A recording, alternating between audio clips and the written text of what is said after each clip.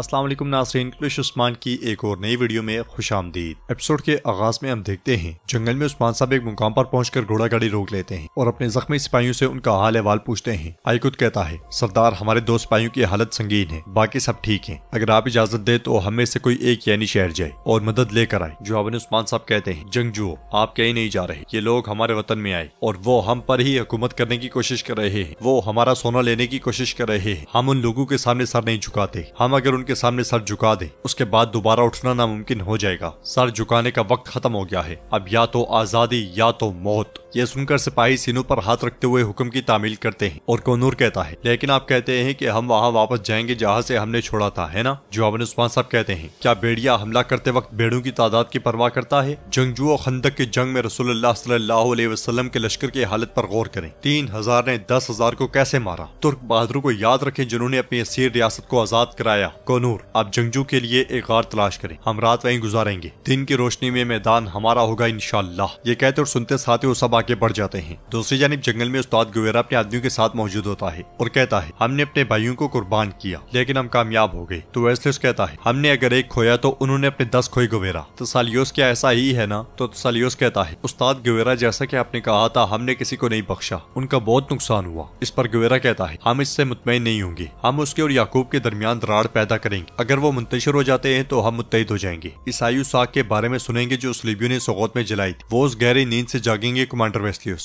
वो अपनी ताकत को दोबारा महसूस करेंगे। तुम यानी शहर जाओ वेस्लियस, मैं वो सब कुछ जानना चाहता हूँ जो यानी शहर में हो रहा है। तसालियोस और थॉम्स तुम तैकफोर के पास जाओगे, हम कल मिलते हैं। इसके साथ ही वो सर से सर जोड़कर खड़े हो जाते हैं। उधर उस्मान साहब के सिपाही अपने जख्मी साथियों का इलाज कर रहे होते हैं और आइकुत तोरान से पूछता है, भाई भूख लगी है, क्या खाने में कुछ है? तो तोरान कहता है, जंगजू जल्द आते होंगे, सब्र करो। मगर इसी लम्हे उनके साथी शिकार से नाकाम वापस लौटते हैं। ये देखकर सिपाही मजीद परेशान हो जाते हैं। मगर कुछ देर के बाद उस्मान साहब एक बड़ा शिकार लिए वहाँ आते हैं और पूछते हैं, क्या तुम्हें गार मिल गई जंगजू? इस पर तोरान कहता है, मिल गई सरदार, वो एक ऊंची जगह पर है। जंगजू उसका जायजा ले रहे हैं। फिर आइकुत कहता है, आपने एक बड़ा शिकार पकड़ा, माशाल्लाह सरदार। तो उस्मान साहब कहते हैं, क्या ये मुमकिन है कि मैं अपने जंगजू को भूखा छोड़ दूं? इसके साथ ही वो सब आगे बढ़ जाते हैं। इधर यानी शहर में उरहान और बुरहान मलून खातून को हिफाजती इक़दामात के बारे में बता रहे होते हैं और कहते हैं, हमारी तमाम जगह महफूज है। तो मलून खातून गुस्से से कहती है, नहीं है, कोई जगह महफूज नहीं है। बाला खातून ने सौगत के इक़दामात में गलफत बरती क्या? वाज़ेह है कि महल में दाखिल होने वाला सौगत पर हमला करने वाला एक ही शख्स है, गद्दार हमारे दरमियान है। तो उरहान बुरहान से पूछता है, सरदार बेंदर ने क्या किया? क्या उन्हें कोई सुराग मिला? जवाबन बुरहान कहता है, शहजादे तलाश जारी है, हम उन्हें तलाश कर लेंगे इंशाअल्लाह और मिलते साथ ही उनके सर काट देंगे। इसके बाद उरहान मलून खातून से पूछता है, वालदा आप क्या सोच रही हैं? तो मलून खातून कहती है, काफिर और दुश्मन वही करते हैं जो उन्हें करना होता है, लेकिन मैं उनके बारे में सोच रही हूँ जो हम में से हैं। याकूब सरदार इस मौके से फायदा उठाना चाहेंगे। तो बुरहान पूछता है, आपके ख्याल में वो क्या करेंगे मलून खातून? इससे पहले कि मलून खातून को जवाब देती एक सिपाही अंदर आकर उरहान से कहता है, सरदार याकूब आए हैं। उधर सरदार याकूब अपने घर वालों के साथ यानी शहर के हिसार से आगे बढ़ रहा होता है। तो जरकुतै का बेटा खुश होते हुए आगे बढ़ते हुए कहता है, अल्लाह का शुक्र है कि हम अपने घर को लौटे, अपनी जगह वापस आ गए। उस्मान सरदार मेरी बहन फातिमा में आया हूँ। ये देखकर अर्जन भागती हुई उसके पास जाती है और उसके मुंह पर हाथ रखते हुए कहती है, चुप रहो, ये शर्म की बात है बेटा। तो नन्ना जरकुतै कहता है, मैं क्यों खामोश रहूं? क्या मैं यहाँ पैदा नहीं हुआ? क्या ये हमारा घर नहीं है? अर्जन एक बार फिर उसे कुछ कहने लगती है तो सरदार याकूब आगे बढ़ता है और जरकुतै को उठाते हुए कहता है, बेटा वतन वो जगह है जहाँ पे आप मुतमईन हो, ना कि वो जगह जहाँ आप पैदा हुए हो। अब आप गर्मियान के रुकन बन चुके हैं। वो जिसे गर्मियान के बेटों में से एक समझा जाएगा, उसके पास सिर्फ काय का महल ही नहीं, पूरी दुनिया उसका घर होगी। इसके साथ ही सरदार याकूब नन्हे जरकुतै से प्यार करता हुआ आगे बढ़ जाता है। उधर रात के वक्त उस्मान साहब अपने सिपाहियों के साथ एक गार में मौजूद होते हैं और सिपाहियों से कहते हैं, वो गोला बारूद का डब्बा मुझे दो। ये सुनते साथ ही कोनूर उन्हें बारूद वाला ड्रम दे देता है। फिर उस्मान साहब बारूद वाला ड्रम देखते हुए पूछते हैं, हमारे पास कितने संदूक हैं? जवाबन आइकुत कहता है, 5 संदूक हैं। इसके बाद उस्मान साहब मंसूबाबंदी करते हुए कहते हैं, मंगोल हम पर मजीद हमला करेंगे, उनकी तादाद ज्यादा होगी, लेकिन हम असलात को तब्दील करके उन्हें बेवकूफ बनाएंगे। वो हमारे नक्शे कदम पर चलेंगे और हैरान रह जाएंगे। इस पर कोनूर कहता है, हमारे जांबाज उन लोगों पर हमला करेंगे जो हमारे निशानात की पैरवी करेंगे और उनके लिए जाल बिछाएंगे। जब अंदर मंगोल फौजियों की तादाद कम होगी तो हम फिर उन पर हमला करेंगे, ठीक है ना सरदार? जवाबन उस्मान साहब कहते हैं, मेरे दादा चागरी साहब ने भी बजंतीनियों के साथ पहले ऐसा ही किया था, इंशाअल्लाह हम भी ऐसा ही करेंगे। हम सुबह सवेरे मंगोलों पर हमला करेंगे। अल-खानी रियासत यकीनी तौर पर हमारे खिलाफ हो जाएगी, लेकिन सिपाहियों खबरदार, हक पर रहने वालों और इलाही कलमतुल्लाह पर चलने वालों के दुश्मन हमेशा मौजूद रहते हैं। इंशाअल्लाह हम गालिब आएंगे। हम जो हक है उससे कभी इनराफ नहीं करेंगे। बहुत सी जंगों में हमारी तादाद कम थी, लेकिन गालिब आने वाले हम ही नहीं थे। ये जंग हक और बातिल के दरमियान है। ये उस वक्त तक जारी रहेगी जब तक दुनिया चलती रहेगी, लेकिन इंशाअल्लाह हम हमेशा फातेह होंगे। इसी लम्हे एक सिपाही आकर कहता है, सरदार वो आ रहे हैं जो आवन उस्मान साहब कहते हैं, वो हमेशा आएंगे, आने दो उन्हें। इसके साथ ही सब खड़े होकर होशियार हो जाते हैं। इधर सरदार याकूब के लिए उस्मान साहब के दीवान के दरवाजा खोल दिया जाता है। सरदार याकूब को देखकर ओरहान कहता है, खुश आमदीद सरदार याकूब। ये कहते साथ ही ओरहान तलवार उठाकर तख्त पर रख देता है, मगर सरदार याकूब तलवार उठाकर तख्त पर बैठ जाता है। ये देखकर ओरहान को बहुत गुस्सा आता है और सरदार याकूब मलून खातून से कहता है, अगर आप इजाजत दे तो मैं हज़रात के दरमियान अदालती इजलास मुनक्किद करना चाहता हूँ। तो ओरहान कहता है, हमारे दीवान का उसूल है याकूब बे, मलून खातून हर वक्त सरदार उस्मान के दीवान में मौजूद रहती है। तो सरदार याकूब कहता है, मैं उस्मान सरदार नहीं हूँ, मेरे दीवान में हमेशा मर्द होते हैं। इस पर मलून खातून कहती है, इसकी क्या जरूरत है, यकीनन आप उस्मान सरदार नहीं हैं, क्योंकि वो जानते हैं कि वक्त आने पर खवातीन मर्द से ज्यादा होंगी, इसलिए वो हमेशा हमारी गुफ्तगू सुनते हैं। ये कहते साथ ही मलून खातून वहाँ से चली जाती है। उनके जाने के बाद महमद ओरहान के सामने आ खड़ा होता है और ओरहान सरदार याकूब से कहता है, खैर हो याकूब सरदार, क्या आप ताज़ियत करने आए हैं? ये सुनते साथ ही सरदार याकूब को बहुत गुस्सा आता है और वो कहता है, ओरहान साहब आप किस ताज़ियत की बात कर रहे हैं? आपने उस्मान सरदार की गैर मौजूदगी में कमजोरी जाहिर की। मैं महल और यानी शहर में निजाम देने आया हूँ, फैसला अब से मेरा है। तो ओरहान कहता है, कायना बगैर सरदार के हैं और ना बगैर सरबराह के सरदार याकूब। इस पर सरदार याकूब कहता है, आप सौगत की हिफाजत नहीं कर सके जिसे आपके अजदाद ने आपके लिए छोड़ा था। अभी ही महल पर हमला हुआ है, काई मुझसे वाबस्ता है और आपकी शोहरत का मतलब है मेरी शोहरत। मैं किसी को अपनी तौहीन नहीं करने दूंगा। आपसे यानी शहर पर हुक्म मेरा होगा। तो ओरहान गिरजते हुए कहता है, याकूब बे, आप मेरे वालिद की आपसे सुलह करने की ख्वाहिश पर भरोसा करते हैं और मुझ पर ही दबाव डाल रहे हैं, लेकिन एक बात याद रखें, मैं अपने बाप की तरह नहीं हूँ। अगर दिमाग घूम गया, अगर गुस्सा आ गया तो ना फरमान सुनूंगा